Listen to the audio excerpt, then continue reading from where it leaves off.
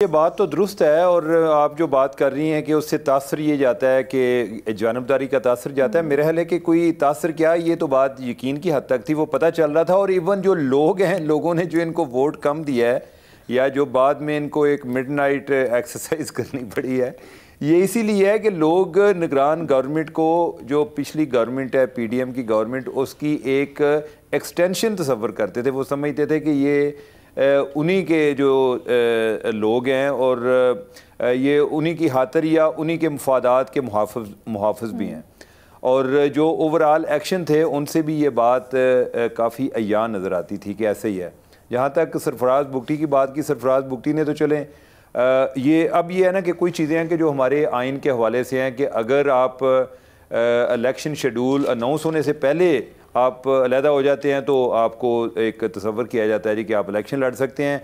इस दफ़ा हमारा ज़रा मामला पहले की निस्बत मुख्तलिफ भी था कि दरमियान में वो जो डिलिमिटेशन का मामला आ गया तो निगरान का जो सेटअप है वो भी ज़्यादा हो गया। इसका सरफराज बुगटी को भी फ़ायदा हुआ कि वो कुछ देर जो है वो वज़ीर दाखिला भी रहे और बाद में इलेक्शन भी लड़ लिया। इसके ऊपर क्या आपको लगता है तरमीम होनी चाहिए, क्या ये इजाज़त होनी चाहिए कि अगर आप स्केड्यूल से पहले इस्तीफ़ा दे दें तो फिर आप इलेक्शन में हिस्सा लें? क्योंकि तब तक आप फिर भी, जिस तरह हमने इस दफ़ा देखा कि ब्यूरोक्रेसी को भी इन्फ्लुएंस कर सकते हैं, चीज़ें भी इन्फ्लुएंस कर सकते हैं। अलीना, ये बात बिल्कुल ठीक है। और ब्यूरोक्रेसी वो ऑब्वियसली इन्हीं लोगों की तरफ देखती है जिनके बारे में ख़ास तौर पे उनको पता हो कि ये जाने वाले नहीं हैं, ये इधर ही रहना है।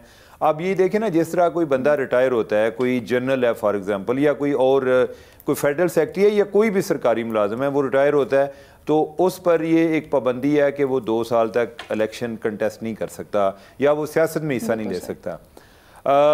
क्या इन लोगों पर नहीं होना चाहिए? इन पर डेफिनेटली होना चाहिए कि एक अहम जिम्मेदारी, और आप लोगों को ये भी आपका इसरार हो कि लोग आपको न्यूट्रल तस्वर करें, तो न्यूट्रलिटी आपकी गैर जानबदारियत जो है वो नज़र आनी चाहिए। और ये जो हुआ है इसका तो मतलब ये है, और जो नेक्स्ट टाइम जो निगरान आएंगे उनके लिए भी लेसन ये है कि आप आए हैं, ये ऐसे ही है कि जैसे निगरान दौर जो है आपका एक ऐसा प्रोबेशन एक जॉब है जिस पे आप कुछ देर जो है परमानेंट नहीं है, और जब गवर्नमेंट आती है तो आपको वो कंफर्म कर लेती है कि अगर आपने परफॉर्मेंस अच्छी शो की, आपने जिस पार्टी को सपोर्ट किया, जिन पर आपका एक नर्म रवैया था, अगर वो गवर्नमेंट बनाने में कामयाब हो जाते हैं तो वो आपको ओब्लाइज करेंगे। इसका तो यही मतलब निकलता है। और ये मजाक है। मेरा ख्याल है कि अगर ये वाला मजाक चलना है तो उसके लिए फिर ये होना चाहिए क्या ये मजाक कि है? आप निगरान गवर्नमेंट ही ना बनाएं, निगरान गवर्नमेंट ना बनाएं, आप इलेक्शन वैसे ही करा दिया करें।